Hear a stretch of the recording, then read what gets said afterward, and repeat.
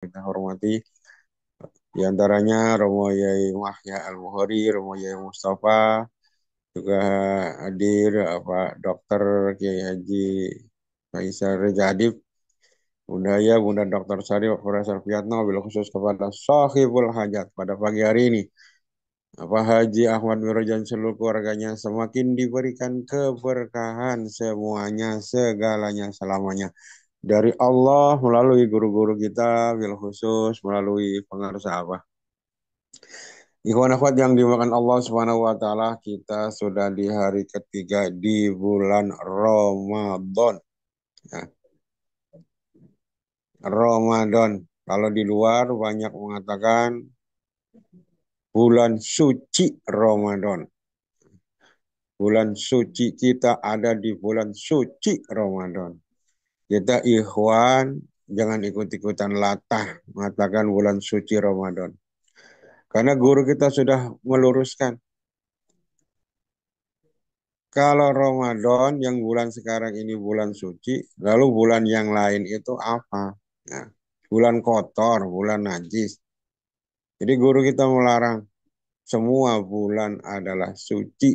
Dan bagi kita ikhwan, seluruh bulan sudah menjadi Ramadan. Ya. Jadi jangan ada ikhwan mengatakan ini bulan suci Ramadan. Bulan Ramadan. Ya. Kayak ada orang datang kepada pengarsa Abah mau berangkat haji. Abah mohon doa, mohon izin. Saya mau ke tanah suci. Kata Abah, ke Mekah. Tanah suci. Ke Mekah. Tanah suci, bah. Ke Mekah, kata Abah. Semua tanah itu suci. Kalau cuma Mekah doang yang tanah suci. Lalu tanah yang lain tanah apa? Ya, tanah kita tanah apa? Semua tanah adalah suci. Semua bulan adalah suci. Yang enggak suci itu manusianya. Ya, manusianya yang enggak suci. Semua bulan tempat adalah suci.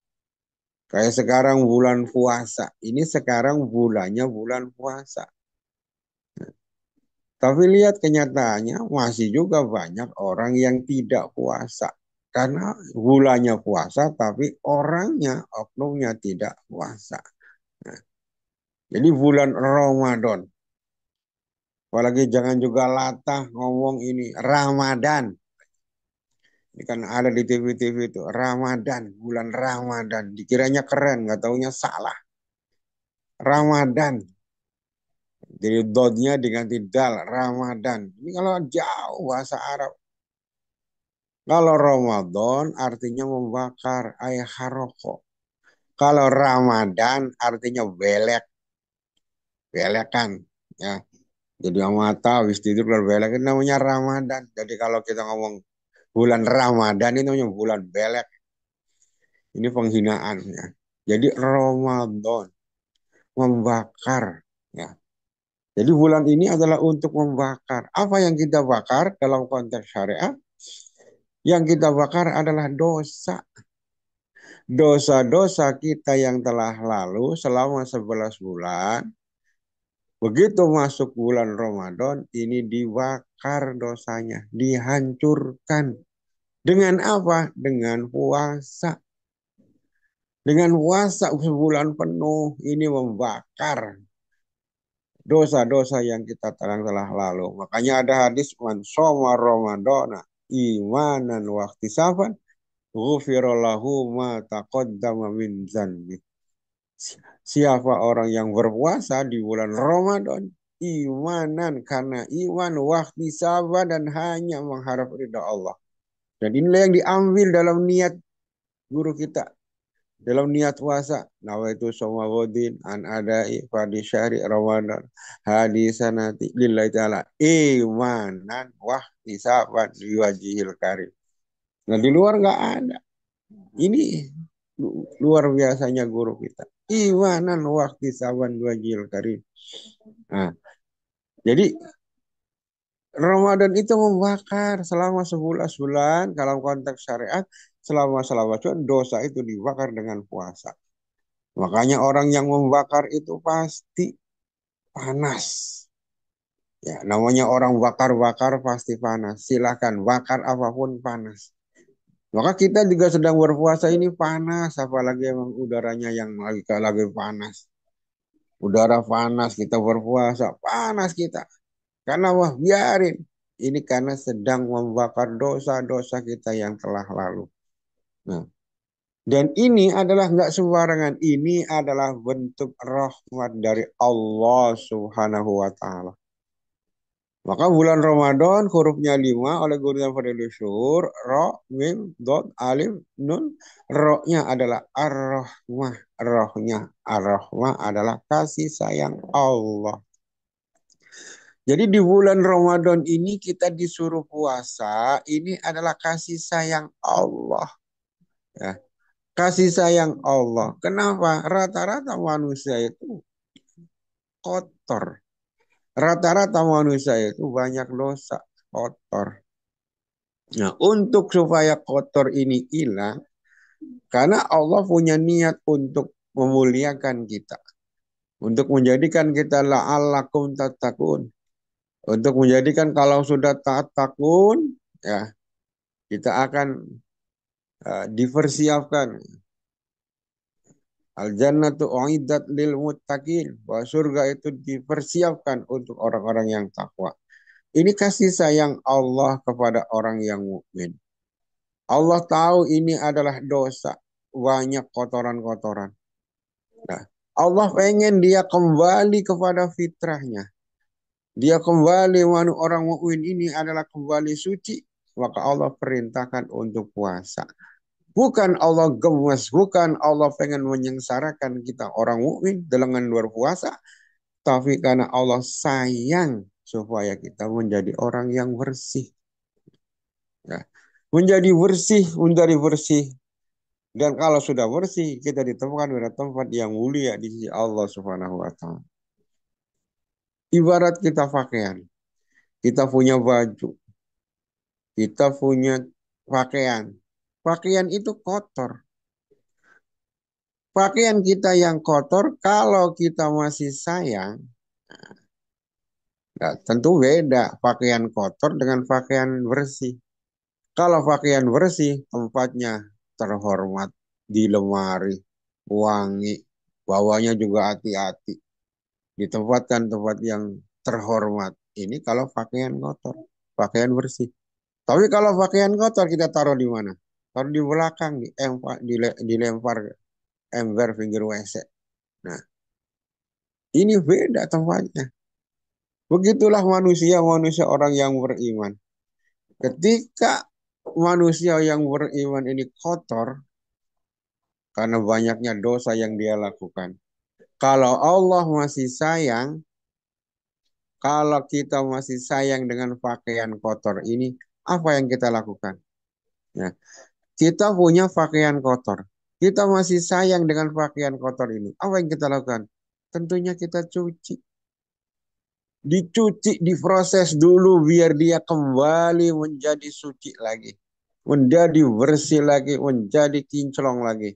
Bagaimana caranya? Berbagai cara kita lakukan.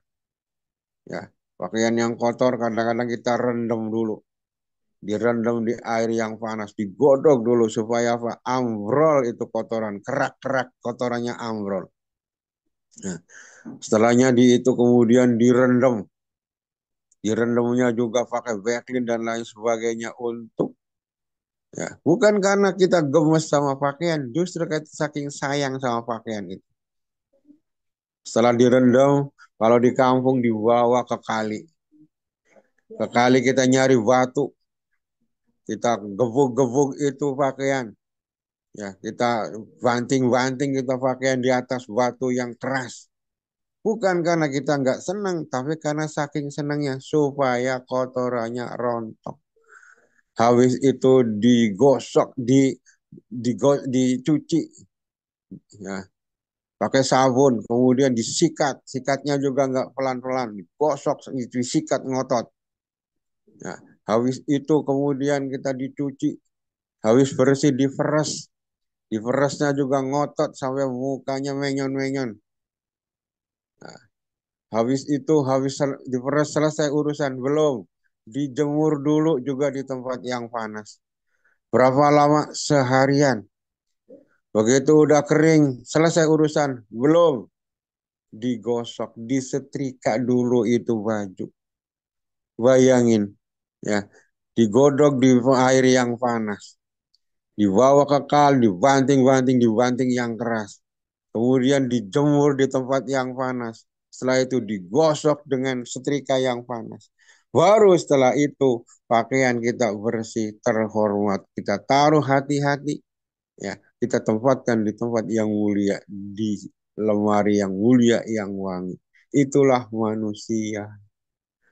Jadi kalau Allah masih sayang kepada kita, rahmat Allah masih turun kepada kita semua, maka kita digituin, disuruh bersih-bersih.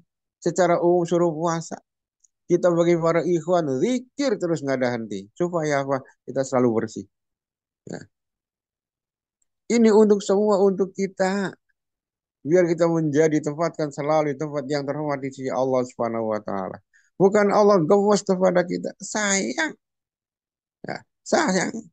Maka kasih sayang Allah kepada kita semua adalah kita semua dimampukan oleh Allah untuk melaksanakan ibadah puasa. Diberikan kemampuan oleh Allah untuk bisa selalu berzikir kepada Allah Subhanahu wa taala. Alhamdulillahilladzi faddalana ala katsirin min ibadihil mu'minin. Jadi ikhwan akhwat sekalian yang dimuliakan oleh Allah, yang sekarang ini dimampukan oleh Allah berpuasa, itu rahmat Allah. Kita bisa kuat puasa ini adalah rahmat Allah. Kita bisa zikir, bisa manakib, bisa khataman, bisa qiyamul. Ini adalah kasih sayang Allah kepada kita. Ya. Kalau Allah udah nggak sayang sama kita semua, kepada seseorang hambanya, udah nggak sayang, ya sama aja. Kita udah punya pakaian kotor, kita udah nggak sayang lagi. Kalau kita udah punya pakaian kotor, kita udah nggak sayang. Di mana itu ditempatkan? Ya, jadi serbet, paling nggak jadi keset taruhnya. Ya. Pak, kenapa itu pakaiannya jadi keset? Saya udah nggak sayang lagi, dia sudah sobek, udah ini, udah ini. Ya, taruh ada orang yang ngambil juga ambil, itu ambil sana. Ya. Jadi itu perlakuan kita kepada yang tidak kita sayang lagi. Jadi kepakaian apapun yang kita nggak sayang lagi, ada yang mau ambil, ada yang gosok, ada yang injak-injak, kita nggak marah. Coba kalau kita punya pakaian masih sayang, kita punya sayang, kita lagi sayang sama satu pakaian, kemudian ada yang injak-injak, bisa berantem kita. Itu sama-sama dengan menginjak harga diri. Itulah Allah. Ketika Allah sudah nggak sayang lagi kepada seorang hamba, ya udah, biarin aja. Ya, dibiarin sama Allah. Mau ngapain dibiarin sama Allah. Dalam bahasa orang orang Jawa mah, orang Jawa mas karepmu, sholat karepmu, enggak sholat karepmu, poso karepmu, enggak poso karepmu, wis terserah awakmu ae. Ini tanda guru ini kesel. Tanda ini orang tua kesel sama anaknya. Tanda guru ini adalah kesel sama muridnya. Kalau ada guru, orang tua sudah ngomong, terserah le. Mau puasa, mau enggak, mau sholat, enggak, terserah karfu. Ini tandanya ini. Kita alhamdulillah diberi kemampuan oleh Allah bisa puasa. Tidak gampang loh Pak. Kadang-kadang masih kecil sudah kuat orang berpuasa. Tapi orang yang gede malah nggak puasa. Orang kelihatannya lemah, kelihatannya tenaganya kecil. Ngangkat 10 kilo aja nggak kuat. Tapi puasa kuat. Tapi giliran, yang ototnya, badannya kekar, ototnya melingkar. Puasa malah nggak kuat. Keliling lapangan, lari 20 putaran. Kuat. Puasa. Baru sahur, baru pagi aja udah buka. Ini kenapa? Rahmat Allah. Bukan masalah fisik. Bukan masalah tubuh raga kita, bukan. Tapi ini adalah panggilan iman. Makanya ya ayyuhalladzina amanu. Ini masalahnya iman. Ya. Kalau imannya ini sehat, keimanannya baik, dia akan nyautin apa ya Allah. Ya ayyuhalladzina amanu ya apa ya Allah kutiba alaikumusiyam wajib kalian puasa sendiko dawu. Saya ngikut ya Allah.